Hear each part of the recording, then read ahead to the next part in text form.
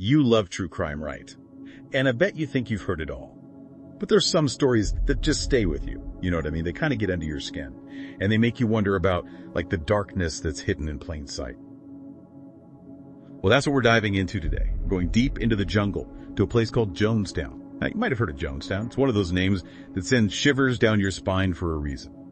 Over 900 people died there. Not from some natural disaster or anything like that. They died because their leader, a man named Jim Jones, told them to. Now, the question that always haunts me is how could something like that happen? How could one man have so much power over so many lives? Well, to understand Jonestown, we have to understand the man behind it, Jim Jones. He was born in Indiana back in 1931. And even as a kid, there were signs that something was different about him. He was obsessed with religion, but he was also really drawn to death. I read somewhere that he used to hold like these elaborate funerals for animals he found dead. Pretty creepy, right? Fast forward to the 1950s, and Jones starts his own church called the People's Temple. Now, at first glance, he seemed like a pretty good guy.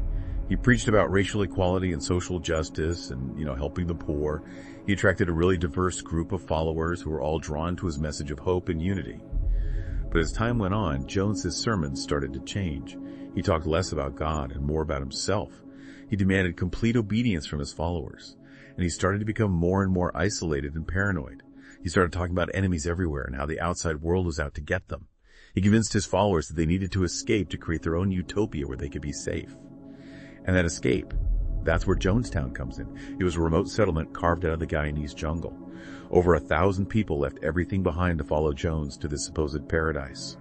They were promised a life free from the evils of the world, a place where they could finally be happy.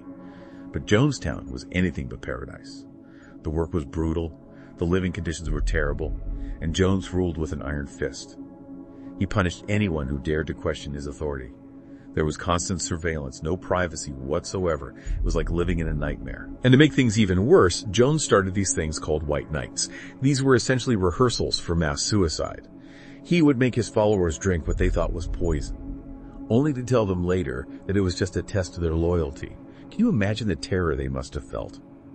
These White Nights were Jones's way of conditioning his followers. He was slowly breaking down their will and making them completely dependent on him. And all the while, rumors about what was happening at Jonestown started to trickle out to the outside world. Worried relatives started to contact the authorities. And finally, a congressman named Leo Ryan decided to go to Jonestown himself to investigate. But Ryan's visit would have tragic consequences. It would set in motion a chain of events that would lead to one of the most horrific mass suicides in history. So Congressman Ryan arrives in Jonestown with a bunch of journalists and worried family members. They want to see what's really going on.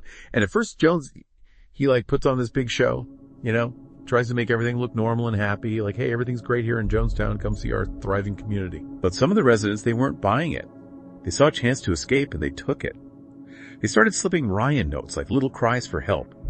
And as Ryan's getting ready to leave a small group of people, they decide they've had enough. They're ready to leave Jonestown with Ryan and risk it all for freedom. But Jones, he wasn't about to let that happen. He had lost control once he wasn't going to lose it again. So they're at this airstrip nearby Ryan, and the defectors are about to board their plane. And suddenly shots ring out.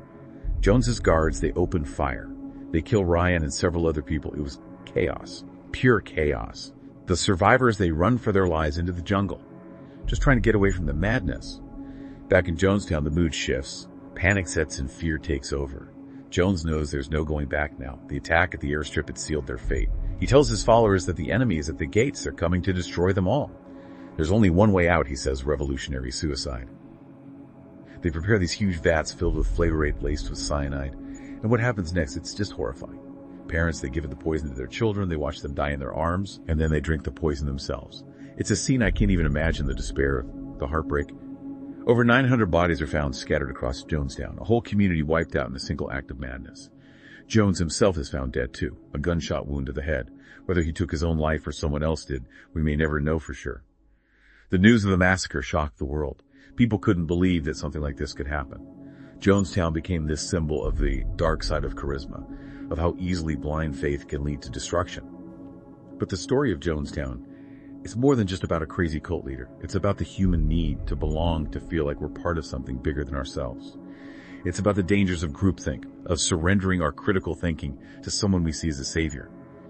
It's a story that makes us question our own vulnerabilities and the forces that can shape our beliefs and our actions. Jonestown is one of the stories that just sticks with you. Decades later, it still fascinates and horrifies us. It forces us to look into that dark mirror, the one that shows us the worst of humanity, the potential for manipulation, the power of blind faith. Today, the jungle has swallowed up Jonestown. What was once this bustling community is now just ruins, overgrown with vines and silence. But the ghosts of Jonestown, they're still there, whispering their tales of tragedy and despair. And the questions linger, like how could so many people be led astray? What made them give up everything and follow Jones into that jungle? And how could they do what they did, taking the lives of their own children, their loved ones, and themselves? It's almost impossible to comprehend. Some people say it was all about Jones's charisma, his manipulative powers. He knew how to prey on people's vulnerabilities, their desperation. Others, they point to the historical context, those turbulent times, the desire for change, for something better. But the truth is, it's probably a mix of all these things. The need to belong, the search for meaning, the fear of the outside world, the allure of a utopian dream. Jones, he might have been the architect, but the foundation of Jonestown was built on the hopes and fears of his followers. The lessons of Jonestown, they're hard to swallow, but they're important ones, They remind us to think critically, to question authority, to be wary of anyone who demands blind loyalty. We had to recognize those warning signs, the red flags of manipulation and cult dynamics. We got to be vigilant, not just for ourselves, but for each other. Jonestown is a story about the power of belief and how easily it can be twisted and corrupted. It's a story that should make us all stop and think about the choices we make, the people we trust, and the things we're willing to believe. So that next time you hear about some charismatic leader promising the world, remember Jonestown, remember the whispers in the jungle, and be careful.